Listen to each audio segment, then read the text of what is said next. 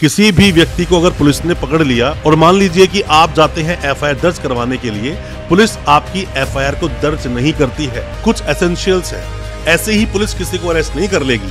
Police अगर arrest करती है तो वहां पर रीजन नोट करना पड़ेगा कि किसी को क्यों अरेस्ट किया। दोस्तों, एफआईआर की हम बात करें तो फर्स्ट इंफॉर्मेशन रिपोर्ट। एफआईआर के बारे में अक्सर आपको सुनने को मिलता है, अक्सर आप सुनते हो किसी के अगेंस्ट कोई एफआईआर लॉन्च हो गई या एफआईआर दर्ज हो गई किसी के भी अगेंस्ट।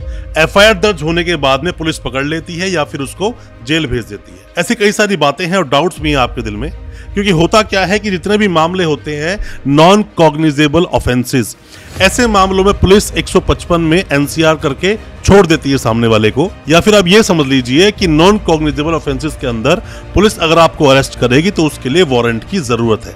पर अगर हम बात करें एफआईआर जो लॉन्च होती है जिसमें कि 154 154 ऑफ सीआरपीसी की हम बात करें, जिसे कॉग्निजेबल ऑफेंसेस बोलते हैं, जहां पर पुलिस आपको बिना किसी वारंट के डायरेक्ट तरीके से अरेस्ट कर सकती है अगर रीजनेबल डाउट या रीजनेबल कोई भी उनके पास चीज है बोलने के लिए कि आपने वो ऑफेंस किया है।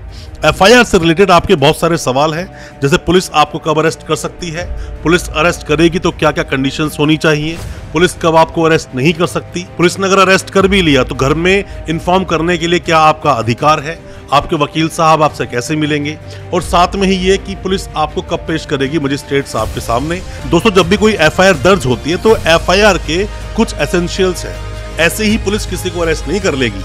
पुलिस अगर अरेस्ट करती है तो वहां पर रीजन नोट करना पड़ेगा कि किसी को क्यों अरेस्ट किया और क्यों एफआईआर को दर्ज किया। पुलिस का दोस्तों होता क्या है कि इंफॉर्मेशन सबसे पहले किसी भी केस में पुलिस को मिलती है इंफॉर्मेशन। अब इंफॉर्मेशन बहुत तरह से मिल सकती है। कोई भी व्यक्ति पुलिस स्टेशन जा सकता है बताने के लिए, जिसको इन्फॉर्मेंट हम बोलते हैं, जो इंफॉर्मेशन देता है। तो कोई भी इंसान पुलिस स्टेशन जा सकता है, कोई भी कॉल करके इंफॉर्मेशन दे सकता है, कोई भी रिटर्न एक कंप्लेंट दे सकता है, इन्फॉर्म कर सकता है कि क्या इलीगल एक्टिविटी चल रही है।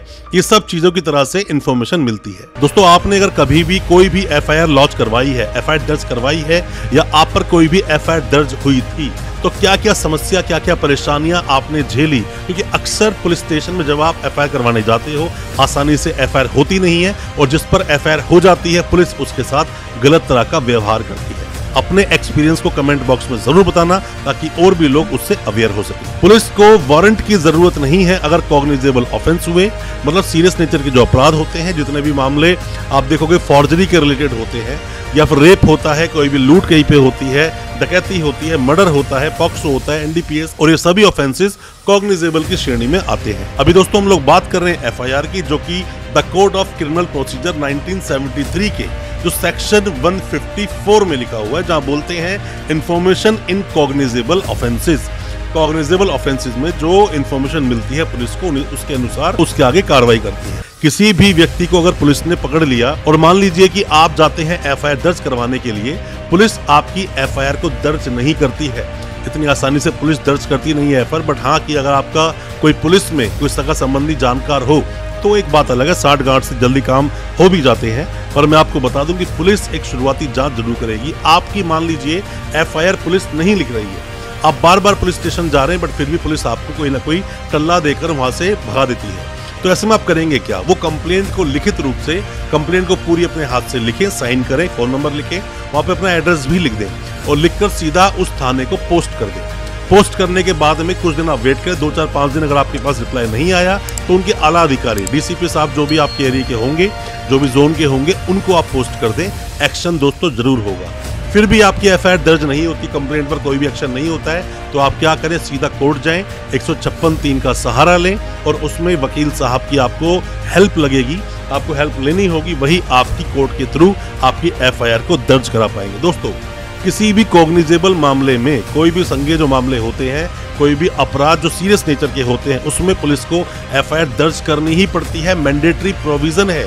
बट फिर भी कई बार पुलिस एफआईआर दर्ज करती नहीं है। मैं 2 जजमेंट्स का आपको हवाला देना चाहूंगा दोस्तों। हमारे देश का जो कॉन्स्टिट्यूशन ऑफ इंडिया है, कॉन्स्टिट्यूशन ऑफ इंडिया के आर्टिकल 141 को अगर आप देखते हो तो 141 आर्टिकल क्या बोलता है? वो ये बोलता है कि अपने देश में कोई भी, सुप्रीम कोर्ट ने कोई भी जो आदेश पारित किया वो एक कानून है, नजीर बन जाएगा वो। आर्टिकल अगर आप 141 की लैंग्वेज पढ़ते हो, law declared by the supreme court to be binding on all courts. अगर एक बार सुप्रीम कोर्ट ने कोई भी लॉ दे दिया, कोई भी वहां पे डिक्लेरेशन दे दिया, तो सभी कोर्ट्स के लिए वो एक बाउंड है, मतलब सबको मानना पड़ेगा। तो दोस्तों दो जजमेंट्स जो आए, एक तो है ललिता कुमारी वर्सेस स्टेट ऑफ बिहार और दूसरा है स्टेट ऑफ हरियाणा वर्सेस भजन लाल।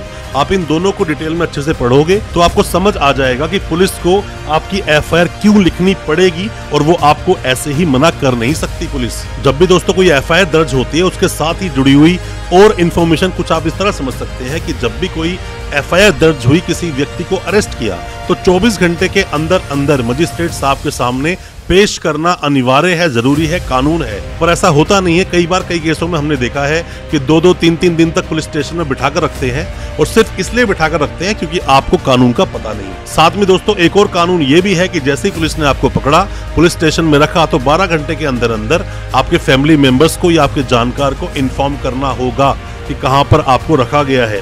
और साथ में 41D CRPC तो ये भी बोलता है कि आप अपने जो भी वकील साहब आपके हैं उनसे आप लीगल मुलाकात कर सकते हैं और पुलिस आपको मना नहीं कर सकती आपके वकील साहब से आपको मिलने के लिए।